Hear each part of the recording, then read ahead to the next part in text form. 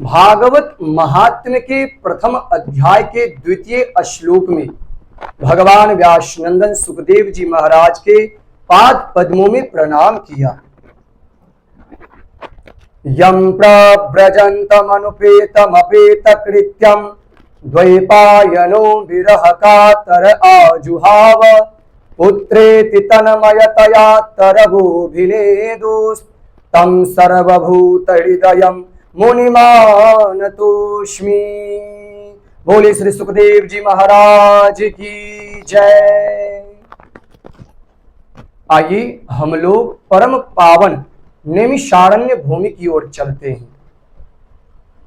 नैमिषेषु तमाशीना मभिवाद्य महामती कथा अमृत रसास्वाद कुशलः सौनको ब्रवीत्। नैमिषारण्य की पावन भूमि में सूत जी महाराज सौनकादि 88,000 ऋषियों को ये मंगलमयी कथा श्रवण करा रहे हैं। कथा ऐसी जगह होनी चाहिए। कैसी जगह? तो नैमिष भूमि जैसी। इसका नाम नैमिषारण्य क्यों पड़ा? एक बार महात्माओं ने विचार किया कि कम से कम 1000 वर्ष का सत्संग सत्र चलना चाहिए।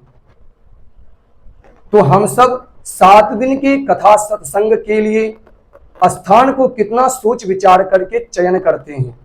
तो महाराज महात्माओं का 1000 वर्ष का सत्संग था। तो सबने गोष्ठी करी। गोष्ठी माने सभा करी कि कौन सी भूमि में किया जाए जहां 1000 वर्ष तक कोई समस्या ना आए। तो महात्माओं ने गणमान्य ऋषियों को ब्रह्मा जी के पास भेजा। ब्रह्मा जी सृष्टि का कर्ता है, उन्हीं से पूछ के आओ। तो गणमान्य ऋषि ब्रह्मा जी के पास गए। ब्रह्मा जी से निवेदन किया कि महाराज आप ही बताइए कि 1000 वर्ष तक सत्संग करने के लिए कौन सी भूमि सर्वोत्तम होगा।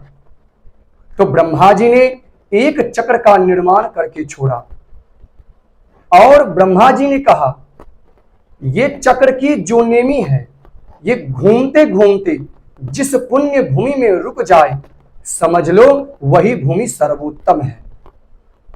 तो चक्र चला, महात्मा उसके पीछे पीछे चलते चलते उस चक्र की नेमी एक अरण्य में जाकर के गिरी। उसी का नाम हो गया नैमिषारण्य। उसी को चक्र तीर्थ भी कहा जाता है, जो उत्तर प्रदेश के लखनऊ से लगभग 100 किलोमीटर दूर में नैमिष भूमि है। उसी के पास में एक विशाल वट वृक्ष के नीचे व्यासपीठ बनाई, उस पर सूत जी महाराज को विराजमान किया और 88,000 ऋषियों के प्रतिनिधि बना करके सौनक मुनि जी को बैठाया गया। वयोवृद्ध विद्वान सौनक मुनि जी 88,000 ऋषियों के प्रतिनिधि बने। कैसे हैं सौनक मुनि जी? इनकी विशेषता क्या है? तो बोले कथा अमृत रसास्वाद कुशलः सौनकः। भगवान की कथा सुधा रस का पान करने में परम प्रवीण, बड़े ही कुशल हैं।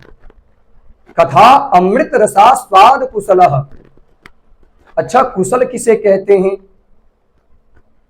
कुशान लाती इति कुशलः। हमारे यहां कुशोट पाटनी अमावस्या आती है। उसी दिन ब्राह्मण देवता कुशा उखाड़ने के लिए जाते हैं। मंत्र पढ़ के ओम फट करके एक झटके में कुशा को उखाड़ लेते हैं। अब अनाड़ी व्यक्ति कुशा उखाड़ने जाएगा तो कुशा उखाड़ते समय अपना हाथ भी काट लाएगा। तो जो बुद्धिमान पुरुष होते हैं वही बड़ी सावधानी से कुशा को उखाड़ पाते हैं।